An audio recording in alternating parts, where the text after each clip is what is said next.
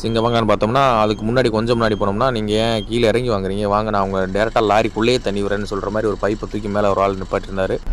சரி நம்ம டேரெக்டாக எதுக்கு இறங்கின்னு சொல்லி அந்த பைப் எடுத்து உள்ளே விட்டலாம்னு சொல்லி அப்படி நிப்பாட்டி அந்த பார்த்தீங்கன்னா தெரியும். இந்த என்ஹெச் ஓரத்தில் இவங்களுக்கெல்லாம் ஆக்சுவலாக நல்ல ஒரு ப்ராஃபிட்னே சொல்லலாம்.